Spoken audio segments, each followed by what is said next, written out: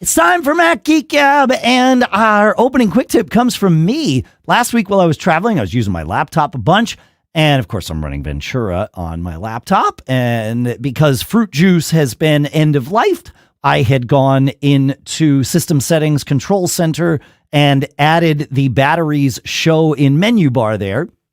And as we were getting ready to, so that might be a quick tip in and of itself. As we were getting ready, as our trip was wrapping up, I wanted to make sure my laptop was, fully charged before we got on the plane and did all that stuff. And so on Friday night, before we flew out, I looked and I saw my laptop was sitting at like 80% charged and it was not charging. And so I looked in the battery menu and there was an option in there that said, first at the top, it said the power source was from the power adapter and it will be charged by 11 a.m. I knew we were going to be leaving by about 9 a.m. And right below that was an option that said charge to full now. I selected that from the little battery menu and then boom, it started charging. And of course, it was all fully charged up by the time it was time to go. More tips like this, plus your questions answered, and really, plus cool stuff found today on Mac Geek Gab 966 for Monday, January 30th, 2023.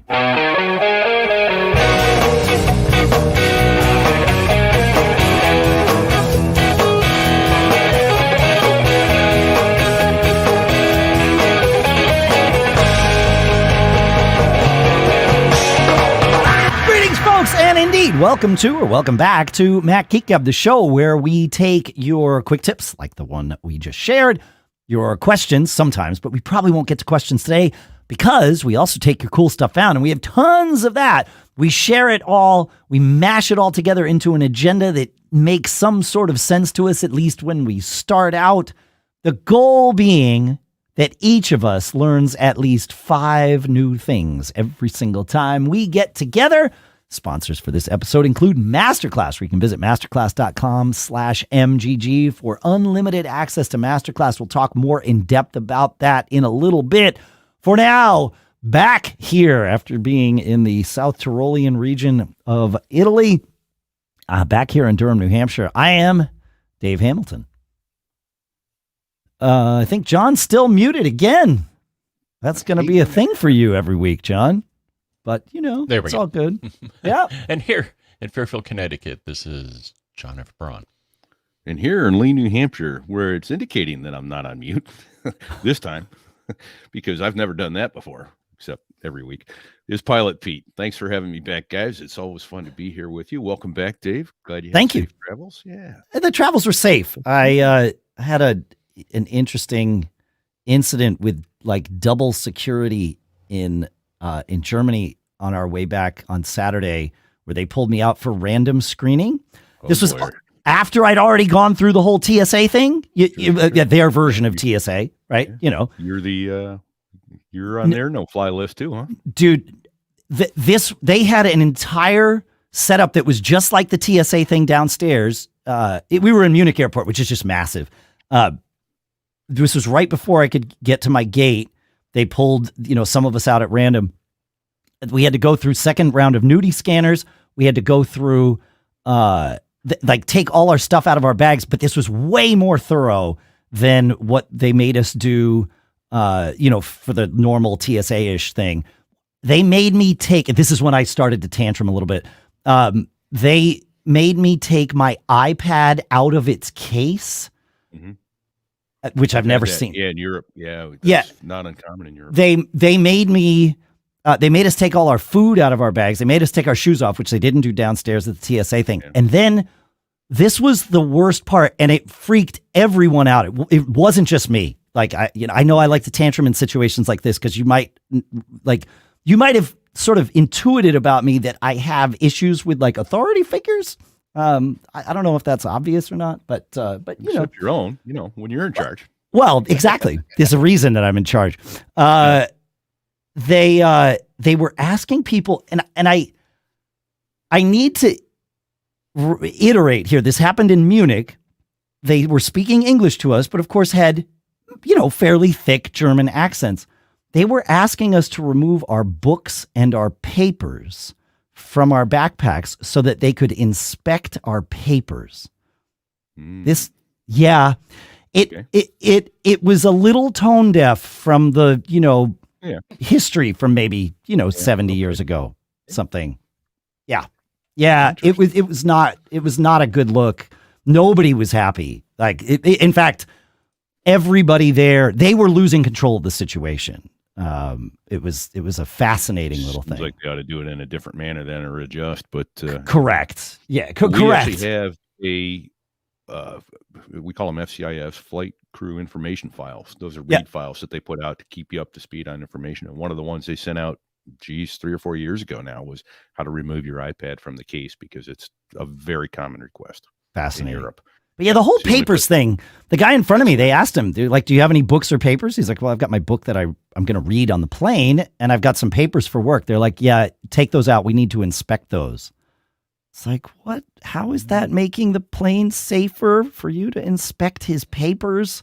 I'll speculate that it's they're making sure that there aren't any, communications in there that may be Al-Qaeda-esque, or, I don't know. Man, that's a speculation. But if your speculation is correct, that's also a bad look for them. It is, but criminals are stupid and would carry those papers around with them, right? By definition. Right? Still, asking to inspect our papers in a German accent was bad for PR, Lufthansa. Bad for PR, Lufthansa. All right, Dave. I got a battery story. What's your battery story? So, as you know, I just got AppleCare done on my MacBook Pro 16-inch. Because one of your keys wasn't working, right? Correct. Yeah. So I brought it to the local Apple store. They're like, oh, yeah, it's, they're like, we'll send it out. And I'm like, I'd rather you didn't. Could you have the part shipped here and then fix it here? And they're like, yeah, sure. So I get the machine back. Everything is working great. And then I noticed on the top of the screen, because I still run FruitJuice, it showed that I was charged to 100%. And then when I unplugged, it shows the remaining time. And it was like 6 hours, 50 minutes. And I'm like, that's not right. So I run FruitJuice and look at the factory capacity history. And it was like at almost full capacity. Oh, how could this happen? What they probably did. So it was close to 80% when they got it in the shop. It was like 80% capacity, which is usually if you have less than that within the time period, you get a new battery. Well, I guess they just made that decision on their own. Nice. Oh, that gives your machine I would say a little boost in value, or at least a boost in sellability.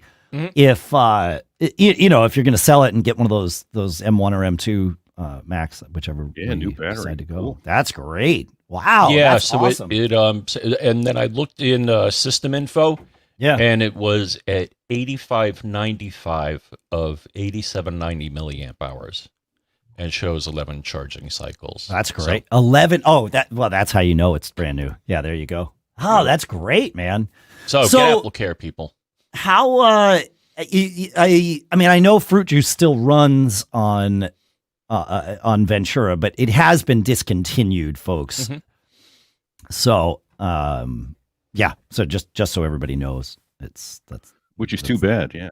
Yeah, well, it's unnecessary anymore. Yeah, it is superfluous. There's no doubt about it. But yeah. Its day has come and gone, and in its day, it was a very it's necessary app, but it is no longer that. Yeah. All right, we do have some quick tips to get to. In fact, we have a lot of quick tips to get to. John, you want to start us off with Joe? We'll start off with Joe. So Joe says, I've got a quick tip that comes by the way of my 7-year-old daughter, Phoebe. Ooh. A couple of days ago, she asked for my assistance with something on her MacBook Pro. When we woke the machine, we were greeted with the multi-user login window. She quickly typed the letter P to get to her login so she could enter her password. I was like, wait, what did you just do? After almost 2 decades of using a Mac, I never knew you could do that. Anyway, I'm not sure it's worthy of quick tips. Well, no, yes, it is. That's exactly a quick tip. I had no idea. That's great. Wow. Yeah. So, Very so cool. thank you for that. And then let's see. And then the next one here. Here's another fun one from Ben. As usual, I discovered this quick tip while errantly pressing a keyboard shortcut. You know the little up-down button next to the Where pop-up menu in a save dialog on the Mac? Oh, yeah, where it like shows the name at the top and then where you're going to choose it, and it's a little menu. Yeah. Yeah, it expands and contracts the dialog. Often the default state in an application is contracted, and you have to know to click it to expand. Well, I just discovered that Command-Plus is the keyboard shortcut for this action. I have no idea how long this has been around. Huh. Have you tried this? Does it work, John? Oh yeah, yes, it works definitely. Amazing. And also, if you run default folder, if you go to the small save dialog, yep, it'll show. There'll be a little icon embedded in there, and if you click on it, it will expand the window and also show you all your default folder categories. And does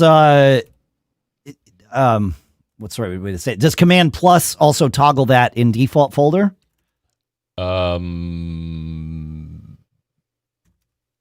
Not really. Okay, so it's not the same keyboard shortcut for default folder to do this. Okay, but default folder is within the dialog is what I'm saying. Oh, I see what you're saying. Okay, got it. That makes sense. Okay, yeah, cool. I like it. While in Italy, the area that we were in, South Tyrol, was part of Austria, actually, up until about 100 years ago. And because of that, German is the most sort of prevalent language used there. Pretty much everybody there speaks German and Italian, and then also English is extremely common. But it's different than elsewhere that I've been in Europe, where there's the primary language if the country doesn't speak English, like in Greece or in France or in Spain. But the secondary language is always English.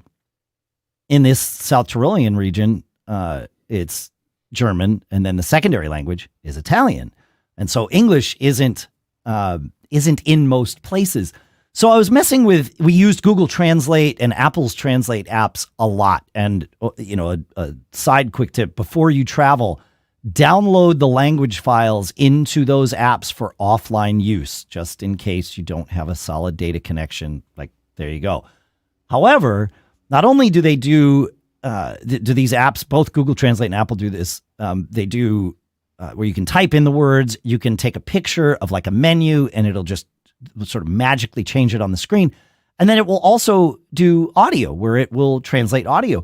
They both have a conversation mode where you can have it literally listen to actively, simultaneously, to two different people speaking two different languages, and it will translate as you're going in real time. And it's really fascinating how well it works. It obviously requires you to sort of speak and then pause and speak and then pause, because it's got to do its translation and relay that translation back and forth. But it's pretty smooth. Have you used any of these conversation features in either Apple or Google Translate, Pete? I have, to some degree I have, but I don't recall. I was going to ask you, does it speak it, or does it just print it on the screen? Both. It speaks it and prints it. Yeah. I don't recall. Yeah, I've never tried that. So I'm going to have to play with that some more, because I recall you trying some earbuds at CES that did it on the fly, and the guy was speaking Mandarin, and it came right through. Right. Yeah. Do you remember what he was saying to you?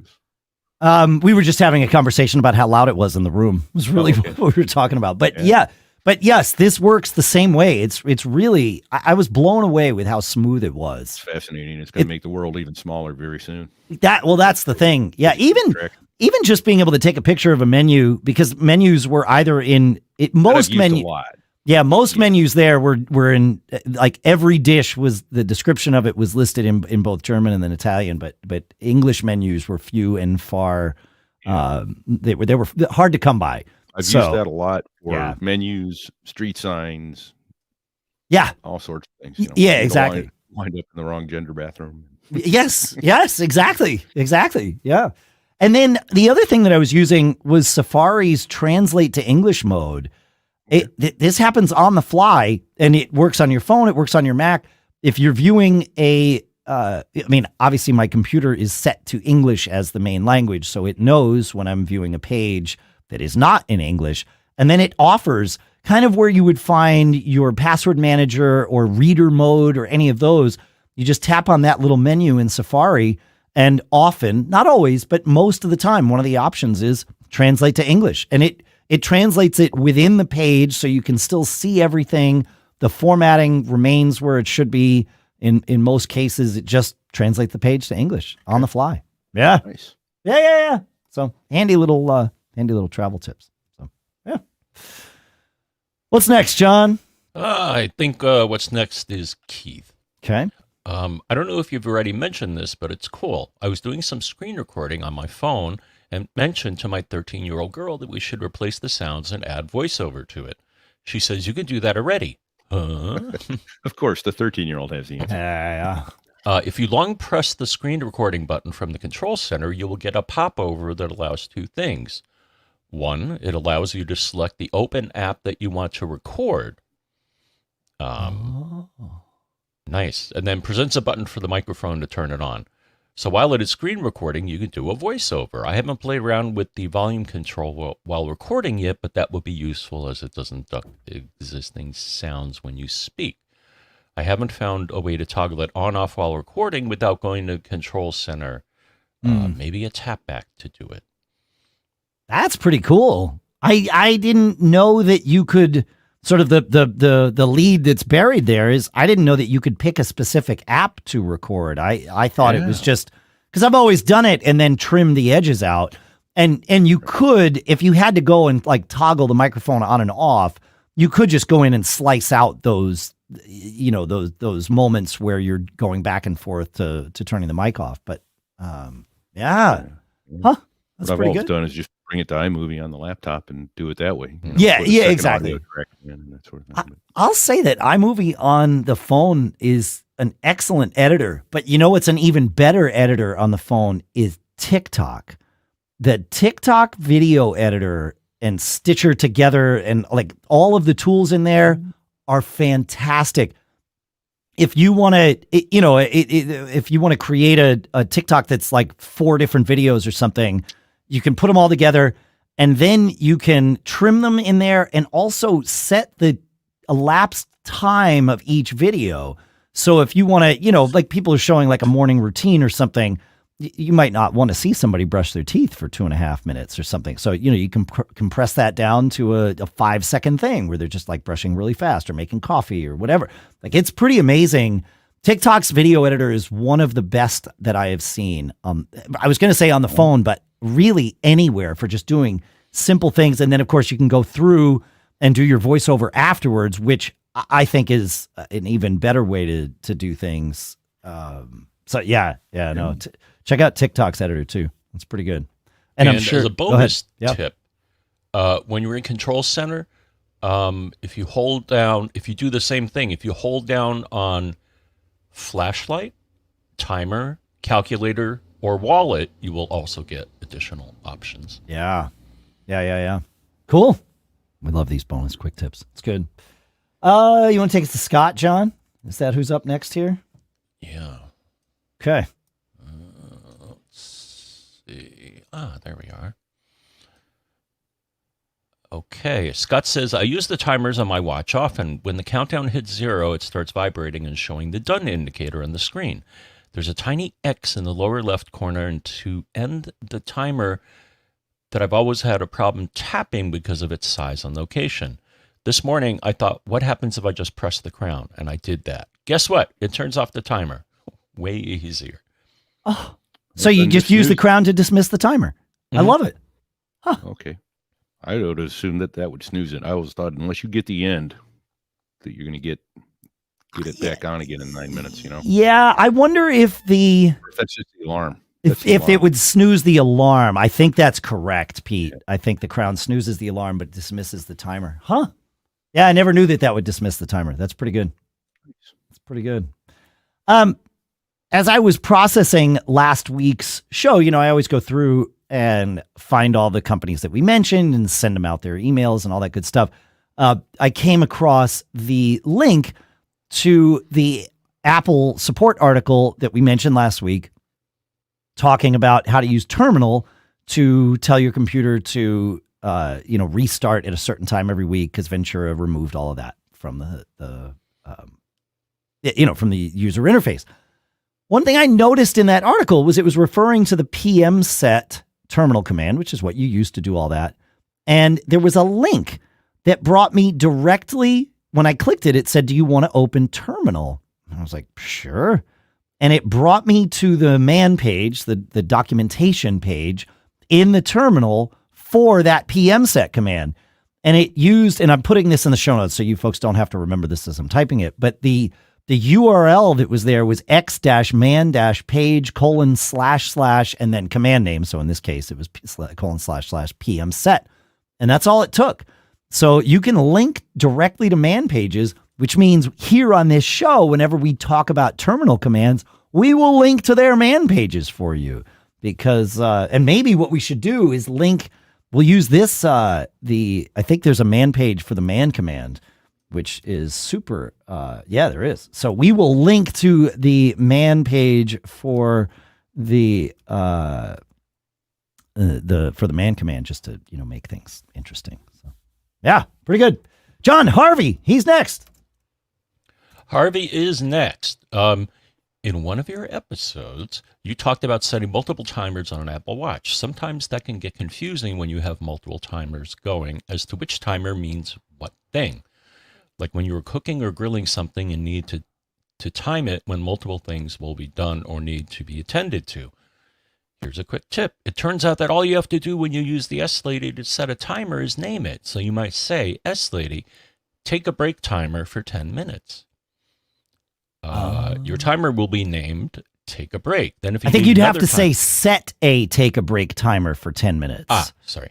Right? I think because set a take a break timer for 10 minutes. Yes. Yeah. Sorry if I missed that. Your timer will be named take a break. Then if you need another timer, just name it something else. Hey, S-Lady, set a call Dave timer for 30 minutes. S-Lady doesn't always get exactly what you label it, but it is enough for you to figure out what the timer is for. All the timers will show up on your watch and should be labeled with what you asked it to do. This makes it easy to differentiate multiple timers on your watch. Unfortunately, as you mentioned, these multiple timers only work on an Apple Watch, not any other Apple device that I know of. And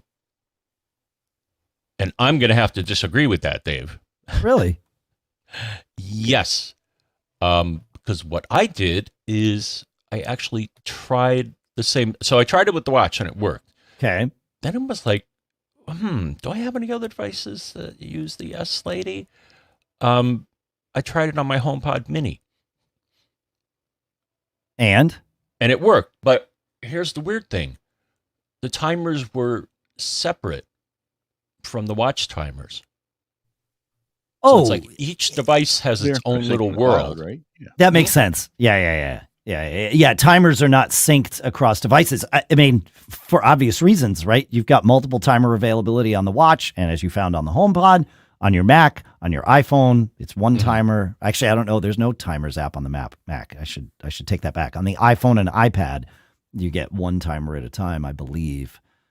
Multiple timers work very well with the Amazon A-Lady as well. We use that in the kitchen all the time, where we'll say, set a bread timer for 54 minutes because that's how long sourdough cooks for in our house. But, you can also say, set a a rice timer for 12 minutes or however long the rice is supposed to take. Because I think normally it'll just call it like second timer or something. Correct. Like that. You're right. Yeah, it will but then, you start stacking them and it's like, well, wait, which timer is that? Like, I have no idea. Which Bill! reminds me, Go ahead. Say, I'm sorry. Okay. Totally fine. Just for fun, if you want to see one of Apple's best ads ever, right, was the timer and the Cookie Monster. Remember that one? Oh, yeah, that's right. So go look that up on YouTube. It's an absolute scream. You know, if I could save time in a bottle, and you know, he's just dying for those cookies to be done. Yeah, yeah.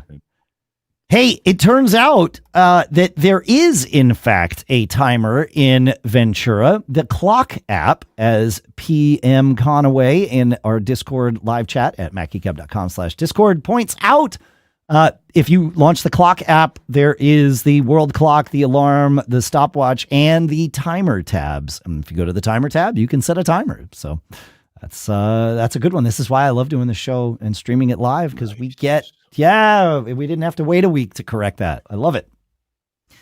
All right, Bill's got his own quick tip for us. Take it away, Bill. Hey guys, Bill from Menlo Park here. I have a quick tip on AirPods Pro and using them with an old iPad mini. I have a hand-me-down iPad mini 2. My wife is the prime iPad user in our household. I also have the new AirPods Pro 2nd generation, a Christmas gift to myself.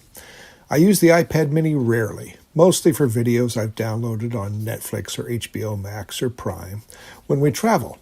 On a recent trip, I tried to use my new AirPods with the old mini, but unlike on my iPhone or MacBook, they don't magically appear and connect, nor do they show up in the Bluetooth settings.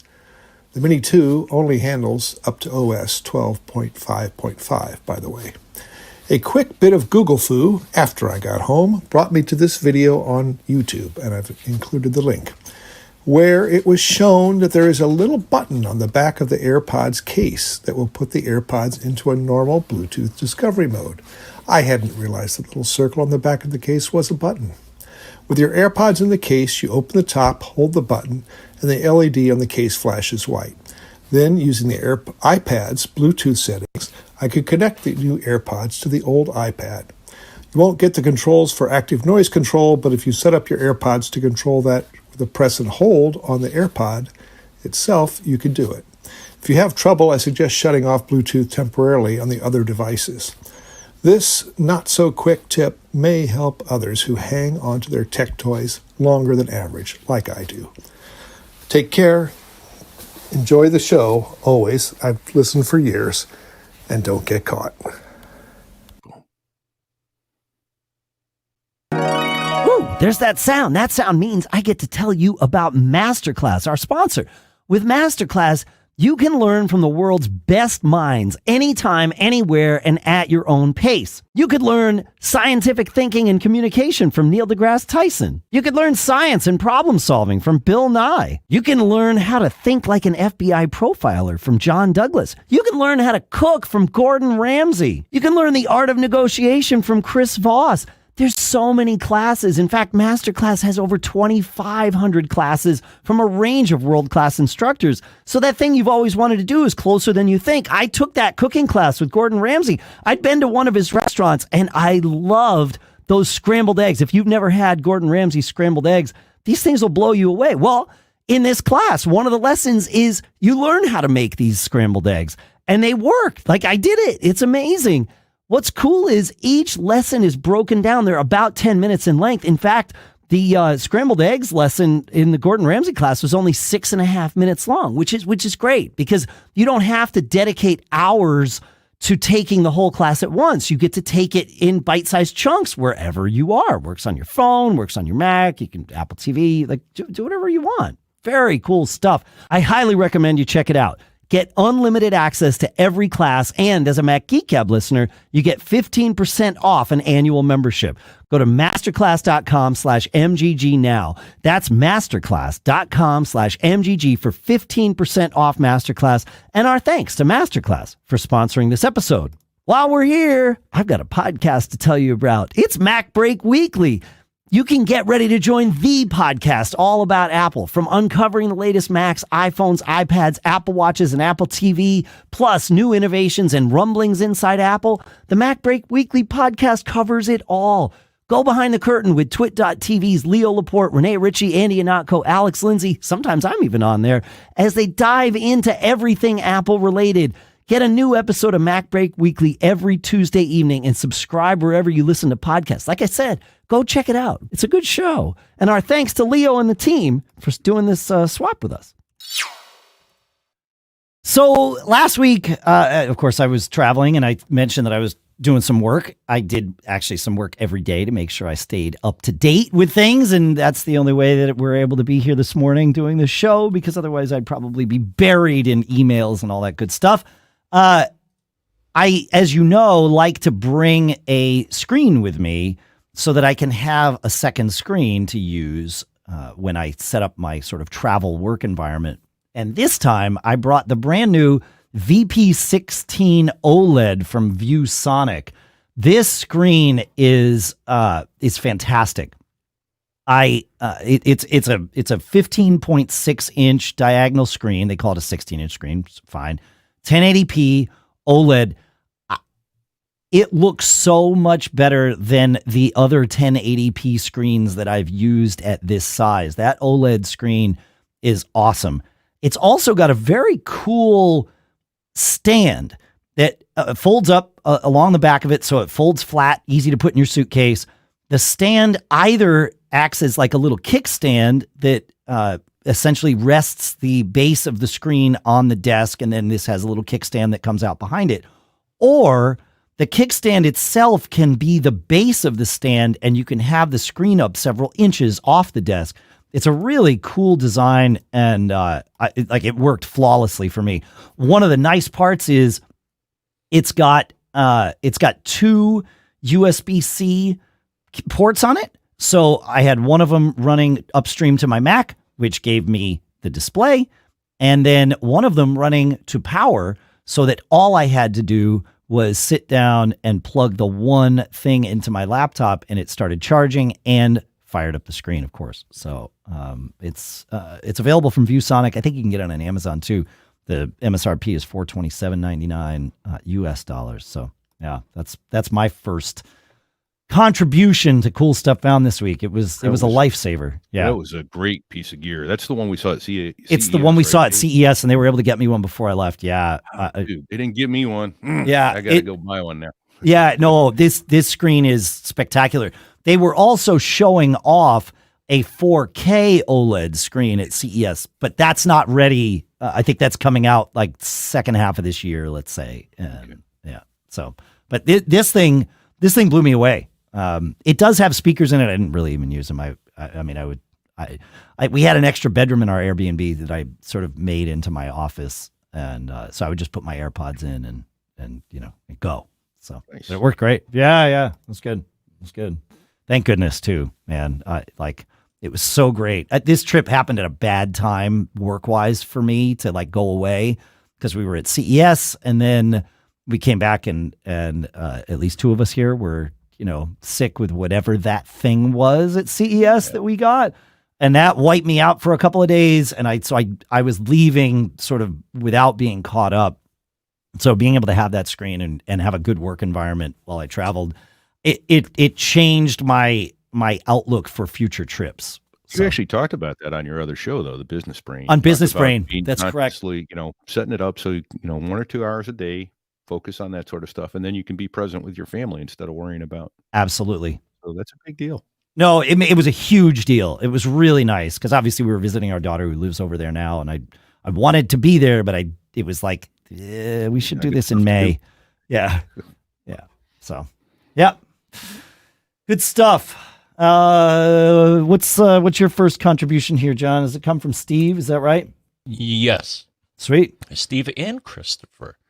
So Steve says, it's been a while since I submitted anything to you, but when I received Gary Rosenzweig. He's been on the show. We love Gary. Mm-hmm. Oops. So sorry I mangled that. MacMost.com newsletter, and yesterday he posted an article about his free Clipboard manager. A new free Mac utility app, ClipTools. ClipTools is a free clipboard manager and text selection utility for Mac from MacMost. With it, you can access your clipboard history, save clips, use programmable smart clips, paste the date or time, insert example text, perform calculations, and paste the result or replace the selection, convert numbers to words, sort lines, and so much more. Check it out, and we'll provide a link to it. That's cool. Have you played with it, John? Have you? No. No. Okay. You don't use a clipboard manager yet? Is that right? Not really. Huh.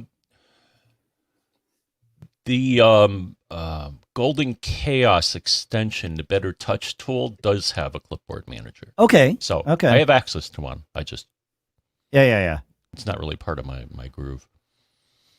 Only because you haven't like a clipboard manager for most people. It does take embracing some change. So I'll just say that out loud. But having that stack of your clipboard available there is amazing, to be able to copy multiple things and then still recall older stuff. Like it's something that Apple, I think, should incorporate into every device. It might be a little weird to do on iOS because I don't know how you would invoke it. That wouldn't be clumsy, but I would like to see them try. But really, I would imagine it's especially useful for people coding. Yeah. No? I mean, yes. I use it so regularly in everything that I do that Okay. yeah, it's just part and parcel of my workflow. Like if I use Keyboard Maestros because I have Keyboard Maestro already running for other reasons. And so, it's just, I don't want application creep, or at least I try not to have it. I have it. Just, I try not to. But if for whatever reason Keyboard Maestro isn't running on my Mac, I know almost immediately, because as soon as I start doing anything with text, it's like, oh crap, no keyboard, no clipboard history. Shoot. Like I rely on it for things. I'll copy stuff to the clipboard and I'll just know that it's going to be there later. I can go grab it. It's pretty awesome. Yeah. It looks like SetApp may actually have one in there. I don't know. I think they have several. Yeah, but Gary's is free. So, Yeah, and Gary's sounds pretty full featured. Like in addition to just sort of the standard clipboard stuff, it looks like his has, like you said, John, it's got like calculations and almost, it sounds like maybe snippets as well. So yeah, I like that. I'd never heard of it before. Yeah. So I like these cool stuff found segments. What do you got, Pete? I have this cool piece of gear that I actually picked up at CES for tweeting. Hey, I'm here at the YeeLight. That's YeeLight YeeLight booth. Yep. And I tweeted that I was there with it, and here's my little giveaway. So it's up on the screen now, both in my hand and there we go. And it's also Dave's going to show the Amazon link to it. It's $15 on Amazon. Describe it so that the listeners know what it's about 7 inches long by about 1.5 inches to 2 inches wide.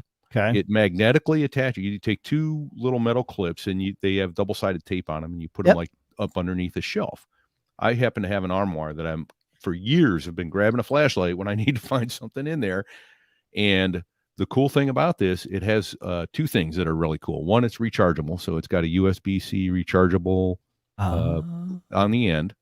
And then it has a motion detector on it. So when I open my armoire, the light comes on. And it has two different brightness settings that you can go to. And man,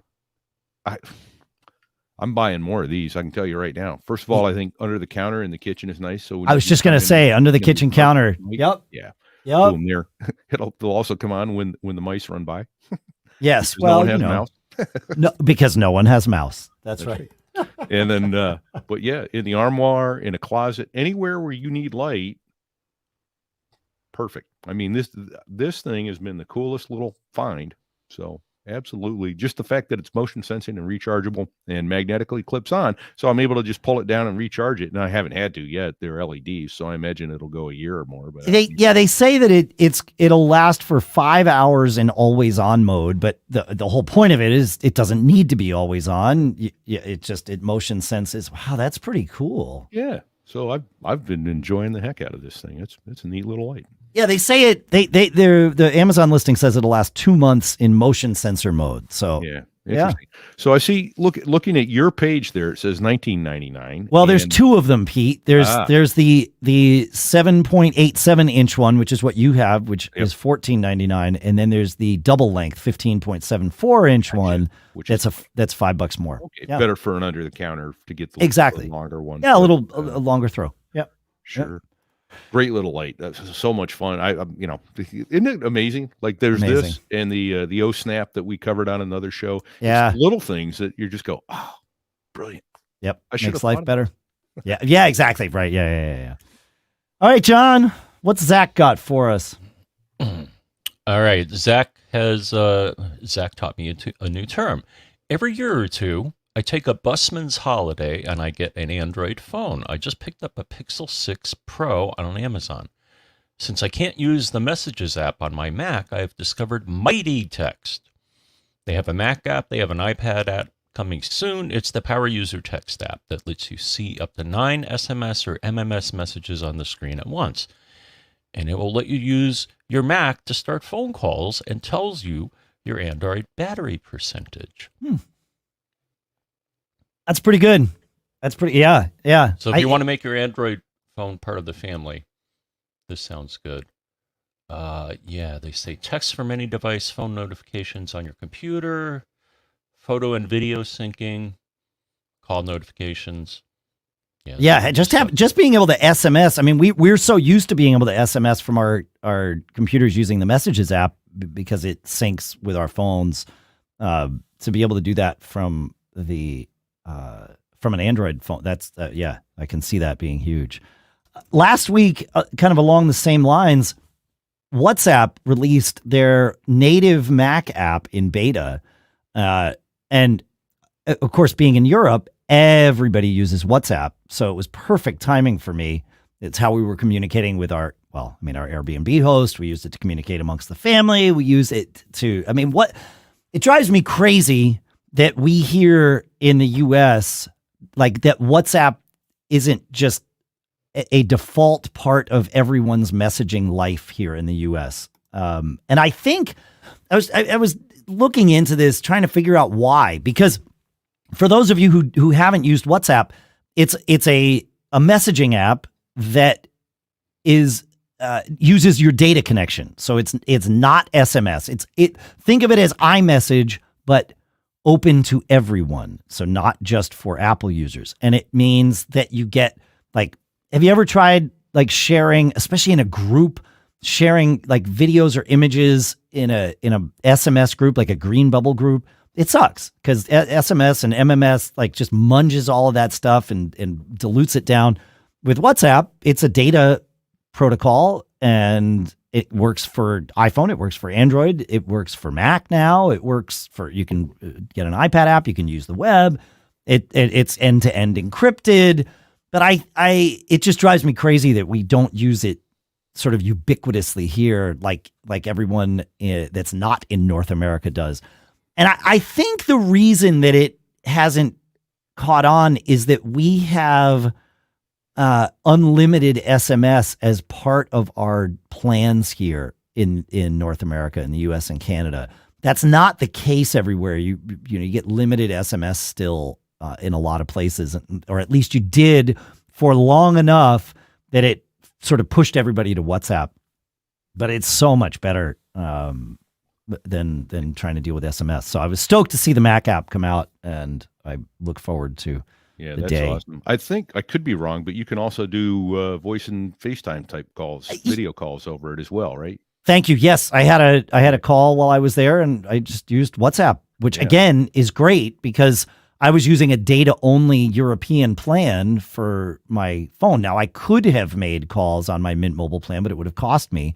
But making calls over WhatsApp, just used the data, and that was, cheap. And the cool thing, I'll tell you one use we did for it. Back when I was doing union work, we would be at a conference where all the airline unions were together in one place. And, there's a conference going on. And, of course, our MEC, Executive Council, would be all in one WhatsApp group. And you could say, hey, I need the safety chairman in conference room B to cover something. And you just blast that out to the group. And so you could communicate to your entire group. So even if the safety chairman didn't see it, someone else in our group would go, oh, hey, Rich, you need to go over there now. Yeah. Cool for group communications. For group communications, every conference I go, when we were at CES, I was part of the, a CES sort of tech WhatsApp group. I'm part of one for, the upcoming podcast movement. I'm part of one for South by Southwest. It's just because it's that rich data messaging that is cross-platform. It knows no bounds. It's iMessage for all ish. It's owned by Meta, so whatever, but it's all end-to-end encrypted. It's, it's fine. So yeah, it's good. Speaking of handy apps to use when you travel. So it was the three of us that flew out and back. My wife, my son, and I. Lisa and I are both global entry members, meaning we get to go to the fast line when you're re-entering the United States. And it works fine. It just scans your face. You get a little receipt. You walk through the thing.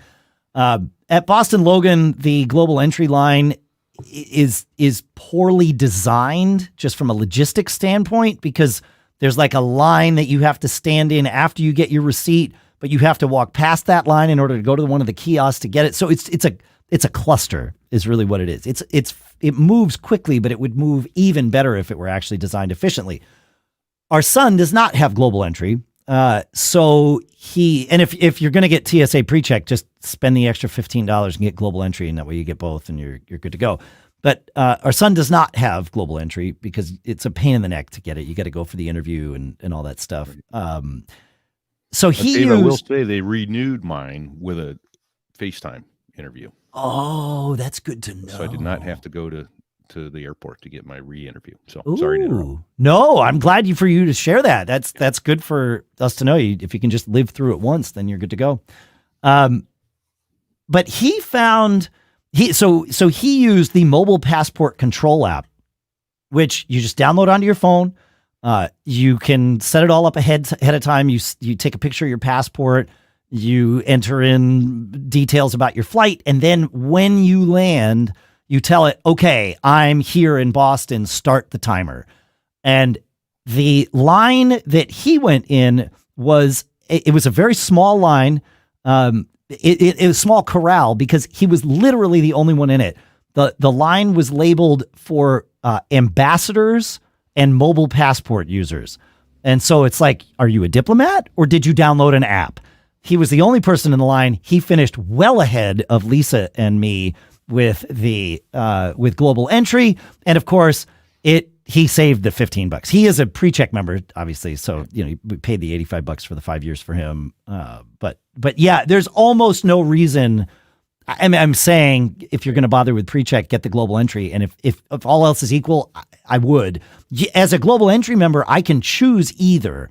Once I choose to use the mobile passport control for that particular entry, I can't use global entry. So you have to pick before you really know the length of the lines. But at least in Boston Logan, the few times we've done it, there has been no line for mobile entry, mobile passport. And right. Yeah. So which do you use, Pete, when you come back in? I have global entry. I have of course. used mobile passport. The one total cluster that I was involved in was at San Francisco, coming back from Asia one time, and I found out the hard way. I think I used mobile passport, and I got up there, and it turned out I was in the global entry line, and they're like, yeah, you got to go back to the back of the line again, and I'd already stood there like half an hour, and I'm like, you got to be kidding me. That sucked. Yeah. So yeah, it was. That's a good thing to know. You can do one or the other. You can't choose one and then do the other.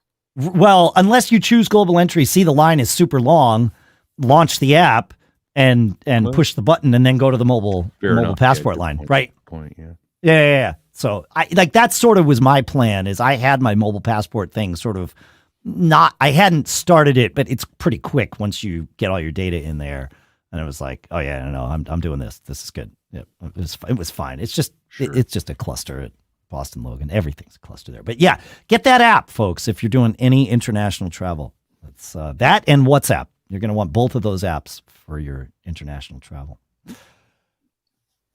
We got more time. We have more cool stuff found. Pete, you want to take us to your next one? Yeah, so we saw these at CES, the AWOL, AWOL Vision laser projectors. They had an LTV 3500 and an LTV 2500 on display. The 3500 is 3500 lumens, 4K UHD, triple laser. Comes with the 3D glasses, that kind of thing. The 2500, I don't know if that comes with the 3D glasses. I think it does. But oddly enough, Dave, you may recall, the 3500 was in kind of a darkened booth with good sound and all that sort of thing. Yeah. The 2500 was out in the brightly lit area, and it was killing it. That thing looked like an OLED TV screen. Blew me away. And it's such a short throw, too. It is. It's 20 inches from the wall. It will project amazing. 80 to 150 inch screen. And for those of you that understand or are thinking about the physics of it, this is just below where your screen is. It's got a sharp angle that it shoots up at your screen, but it does all of the aspect ratio correction, knowing that angle, and so you see it as you're supposed to see it, as though it was being projected perfectly onto it. And the question I didn't ask at CES, but subsequently found out is, what if I don't want it on the floor in front of my screen? Oh. What if I want to hang it on the ceiling? Guess what? Yeah, it's a simple. You hang it on it's got a ceiling mount, and it. What? So it'll do it from the. So ceiling it doesn't have to be right there. It's just that it can be. Or a low table in front of the screen. It will hang from the ceiling as well. I actually did about a 3-minute video about this for Cool Stuff Found up at the Mac Geek Gab website. Let's see what else. I think 2,500 lumens, but I'm telling you, we were in a brightly lit room. It did not matter in the least. It looked like an OLED TV. And Stephen, forgive me for forgetting his last name, at the booth said, that's our competition. We're not competing with other projectors. We know we're better than they are. We're trying to compete with OLED TVs. It's pretty cool. Yeah. And then, I mean, if you've got $16,000 laying around, they have this beautiful case, piece of furniture, basically, that automatically raises the screen, pulls out the projector, turns it on. And when you're done with it, it folds down the screen and closes up. And it's just like a low coffee table over by the wall. It was a beautiful piece of gear. But the 2,500 is only like $2,500, yes, right? So yes. And it which is an incredible price for what you get. Absolutely, it blows away any projector I've ever had. They have 36-watt built-in stereo speakers. All the keystone correction, which means the angle that it shoots at. Yeah. Let's see. 30 milliseconds input lag at 4K 60 hertz, so it's okay for gaming. It's not really not a bad gaming screen. I mean, it isn't perfect for they say themselves. This isn't great for 1v1 shooter games. Yeah, twitchy gaming, sure. Yeah. But for driving Mario Kart, those type of games, it does just fine. Trying to think if there's anything else jumping out off the screen at me here. Amazing. Yeah, triple laser, 25,000 hours, which is roughly just almost 4 years, 3.5 years of constant viewing. Yeah, right. And if you use it 6 hours a day, 7 days a week, 365 days a year, you're looking at 11 years before you're going to have to replace the laser. So that's amazing. Yeah, very cool. Really neat piece of gear. I want to. Yeah, of course we do. Yeah, that's right. One for inside and one for outside, Pete. Absolutely. So, yeah, man. Absolutely. Yeah. I do that sometimes now. I actually have a screen out there that in the summer evenings, movie night outside. Absolutely. Well, you get, I mean, with this laser, I bet you could do summer daytime. Yeah. Yeah. One of my favorite things from CES, and that I've been using since the moment I got home and was happy to get home to it again, is yet another 3-way charger, the 3-in-1 charging station, bedside table. This one comes from OtterBox. It is MagSafe approved by Apple, MFI approved, which means it'll charge at a full 15 watts. It charges the phone MagSafe. You just pop it on there, charges the watch MagSafe. And what I like about this is it's not huge like the Belkin one, but it does put the watch right next to the phone. So the watch isn't behind the phone. It's sort of, the base of it is the same size as the ones that have the watch behind the phone. Very, very tight and compact. But this one, the watch is right next to the phone, so you can kind of see both, and they're right there. Very well done. And then the base of it also has a Qi pad in like a little tray built for AirPods. You could put a phone there. It's got a little bit of a gap. It's not optimal for that, but as you might expect, it's $150 because it is MFI approved and they get to say MagSafe as opposed to just magnetic. So if you want just the magnetic one, the one Pete found for like $36, there you go. It charges at 7.5 watts. This one charges at 15, but you're paying the Apple tax on it. Really nice piece of gear. So I'm happy with this thing. So wanted to share. So I've got a question, Dave. Yes. and you may or may not be able to answer it then. But so I have the fast charger came with my Watch Ultra, and Yeah. that has its MFI approved for the fast charging and all that. But should I use the slow charger? I did last night just for grins to go. You know what? I don't know if it's harder on the battery to fast charge it. Yeah. Huh. Any thoughts on that, John, Dave, anyone? I would go ahead, John. Yeah. Fast charging, as far as I know, will generate more heat, and heat is the enemy. So, okay. But that's a generic statement. It is a true generic statement. As I understand it, the way Apple manages that, it doesn't let it pull 15 watts all the way up to 100. It'll do 15 watts at when you're down at like 10, 15, 20, 30%. And as you get closer to the top, it ratchets itself back. So I think the iPhone and the watch, just like your MacBook, you can plug your MacBook into a 100-watt charger. Rarely will it actually use 100 watts because that's terrible for the battery. So it slows down as you get close. And then, as I talked about in the opening quick tip on your Mac, which is also true of your phone and your watch, when it hits 80%, if you have it on optimized charging, it will wait and just do the last little bit so I don't, you're right that heat is bad, but I haven't heard anyone that's dug into it say not to use fast charging. Okay. Right. I mean, really, if you want to do the right thing for your battery, going with John's heat is bad statement, which is correct. Never use any sort of magnetic charging. Never use induction charging. Only ever plug it in because that way you're not having that heat scenario generated by the charging mechanism. The battery's going to heat up when it charges anyway. Adding, the induction charging of MagSafe adds to that heat. Sure. So you're better off kind of waiting. Now, but there's one you can't plug in the watch ever. Correct. And right. Fair. It's everyone's fair speculation that the coming iPhones are not going to have any ports on them whatsoever. You think that'll happen or not? Yeah. No, I mean, how do speculation, obviously. Yeah. How do you wipe an iPhone? Like the whole, how do you troubleshoot the thing? There's got to be a way to plug into it. I mean, there is with the watch. Like if you open up the connectors, there's those little things that presumably Apple can use if they need to to do that. Enough. So I don't. Maybe they may do that with the phone then ultimately. Yeah, I mean everything I've heard serviceable, right? So. Everything I've heard is that the phone is just going to USB-C. Okay. But I mean, I don't actually know anything. Yeah. Hey, well, I'm down a rat hole. Let me get one other rat hole too, real quick. Sure. PM Conaway in the chat room mentioned that the Ventura, the clock app, has a stopwatch. Yeah, we talked about that earlier. Did I miss it? You totally did. Don't get old; it's bad for your memory. It's all good, man. John, what do you have next? Electronic Caregiver. So okay. I saw them at the show. What caught my eye is I walked by and there was a VR AR assistant on the screen. And so we went through some of the steps here. So what I would say is that it's a platform to get between you, a caregiver, and a physician, depending on what you need. And it encourages a lot of good habits.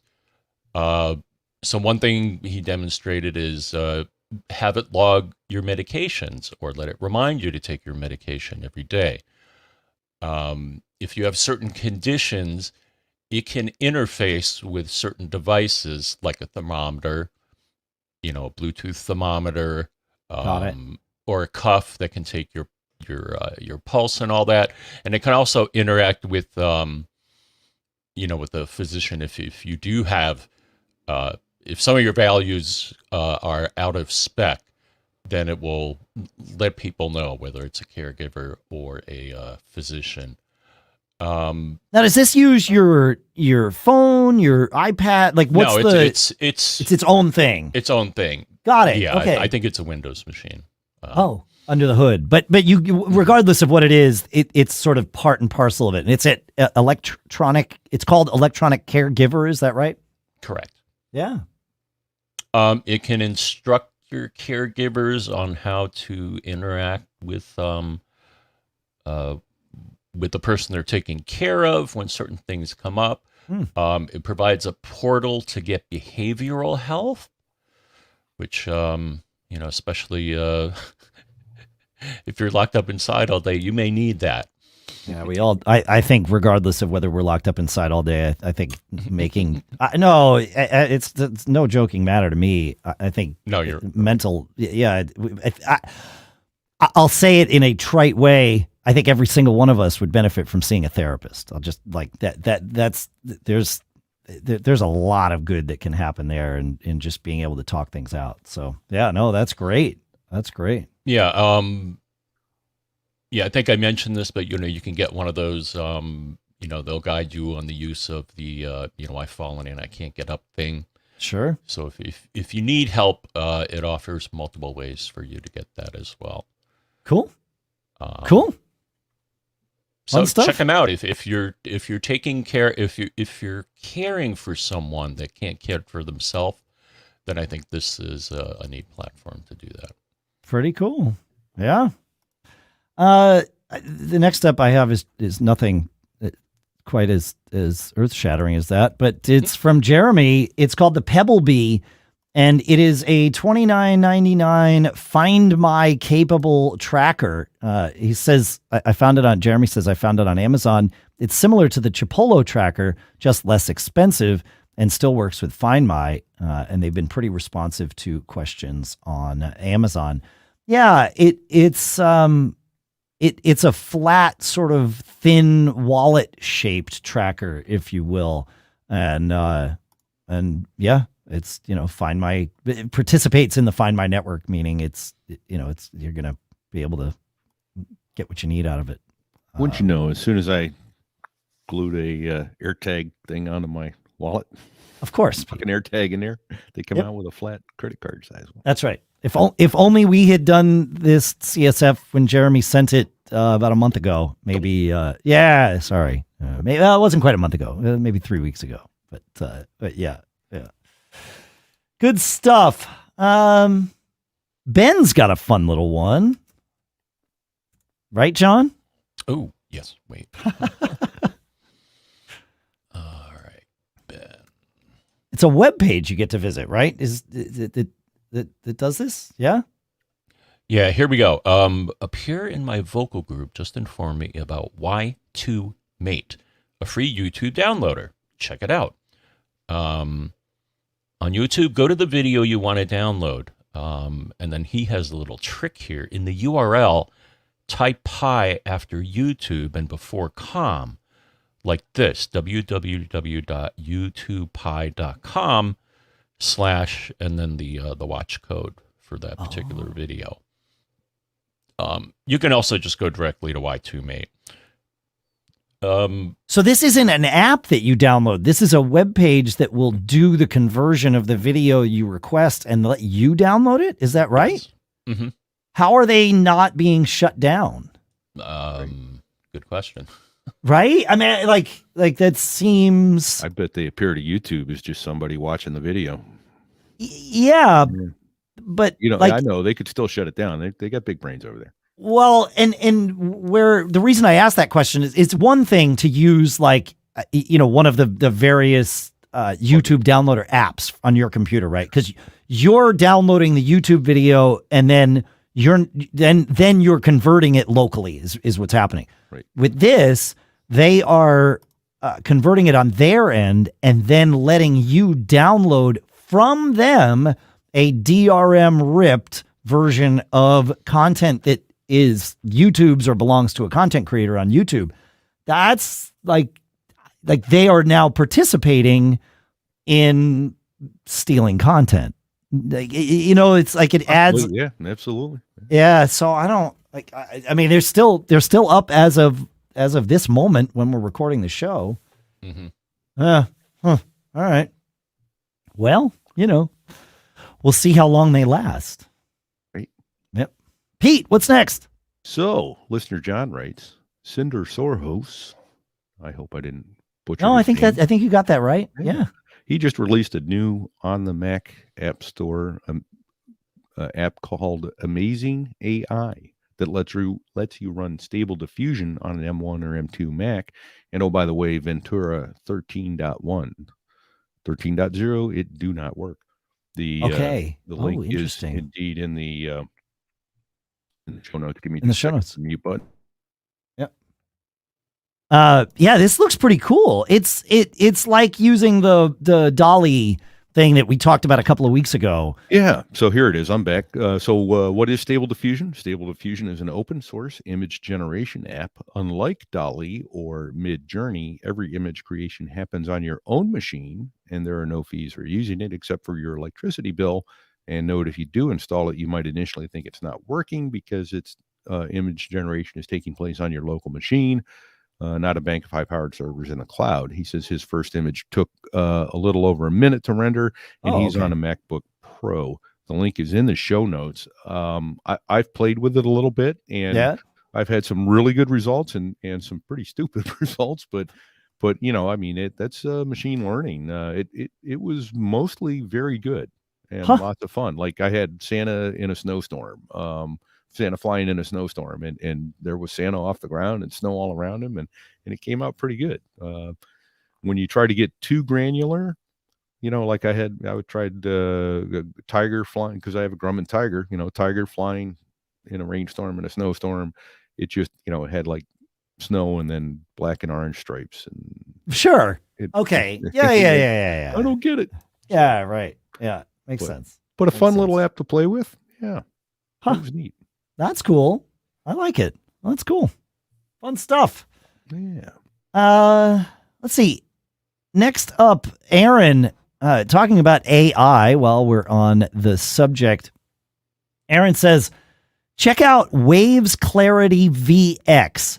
It's $36 and it's a plugin and an engine that uses AI to clean up vocals and dialogues. So helpful. Like if you do an interview with someone that you've recorded and you want to clean that up, this is now kind of taking it to the next level and using that whole machine learning model to clean that stuff up without you having to like painstakingly go through and do all that hard work. And for $36. So Dave, tell me, what does cleanup mean to you? So if you've got, you know, a lot of background noise, wind, static, you know, extra reverb in a room, like to be able to de-reverb things is magic. I've done this with Isotope's RX plugin in the past, and it's amazing. So I'm curious to sort of compare that to Waves Clarity VX. Yeah, I would love to. If anyone ever hears of, please let me know. Something that you could take out the ums, the uhs, the and the so.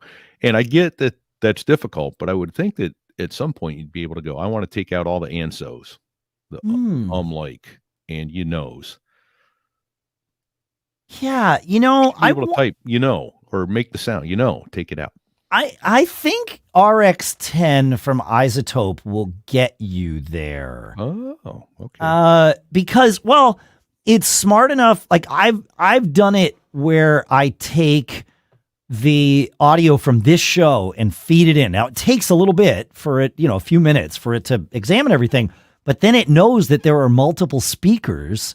And if I say, okay, name speaker A, John, and name speaker B, Pete, and name speaker, you know, C, Dave, or whatever, then it, like the rest, I can say isolate John's parts. If John's audio is too low, I could bring that up.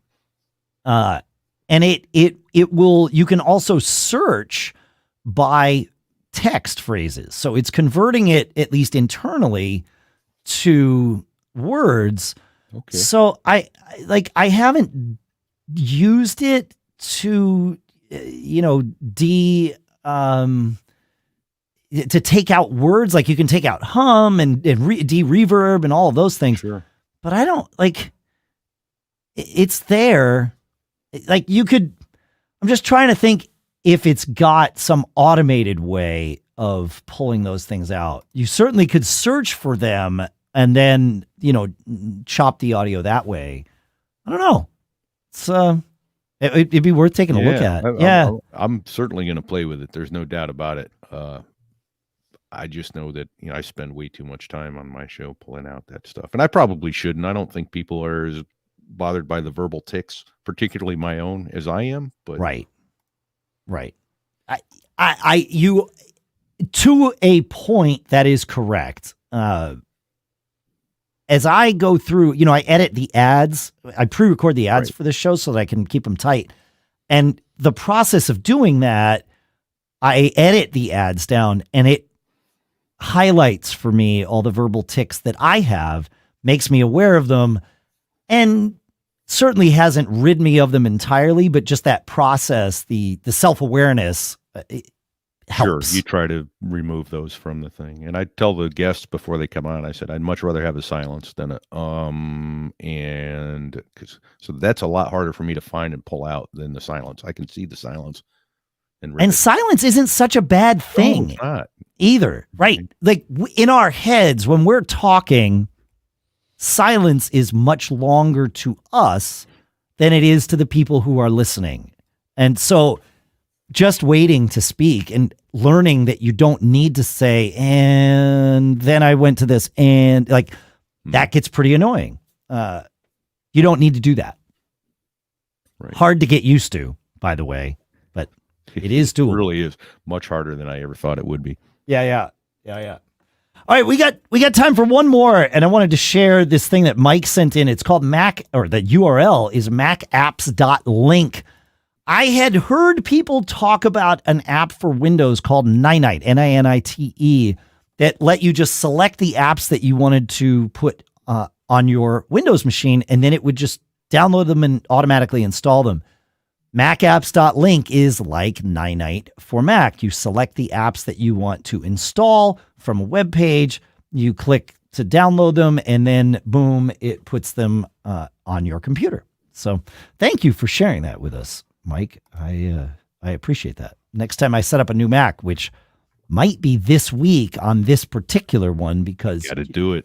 The core sound, the core audio. I need to know if a clean slate on this computer will solve the problem that I'm having, or if it's just Ventura versus Intel versus core audio is just a non-starter. The way that I need to integrate both hardware and software audio devices. So I don't know that machine and I'm gonna wipe it clean and try it. Yeah. First. Yeah. I'm not happy about this, Pete, but I need to know before I replace it, because if I replace it, I want to know, do I just take Migration Assistant and let that, convert me over and be done with it? Sure. Or do I need to start from scratch anyway? And so it's like, well, if I'm going to do that, I might as well do it now. So later this week, I've carved out some time on my schedule. If I can actually keep that time carved out on my schedule, by the time we record again, I should know the answer to this. But that time won't come unless the show ends, Pete. John, we got to wrap it up today. Fun one. The time has come, the walrus said. Got anything else to share, John, before we head out of here? Not at the moment. All right. Thanks to the folks at CacheFly for providing all the bandwidth to get the show from us to you. They also get another show to you. That's Pete's Aviation Podcast, So There I Was. Go check that out at sothereiwas.us. We've got merch. You can wear a t-shirt that looks just like the one Pete's wearing if you're watching the video. It says, "Don't get caught" on the front. Very cool shirt. Go to macgeekgab.com/merch to get yours. That's what we got. Make sure to check out Masterclass at masterclass.com/MGG. Make sure to check out all our sponsors. You go to macgeekgab.com/sponsors, or just go to macgeekgab.com and click on sponsors at the top. There we list all the active deals, whether it's a current sponsor or not. We've got you covered. Good to be back. John! What's Pete's shirt say again? Don't get caught. Made on a Mac. That it does. That it does. Later.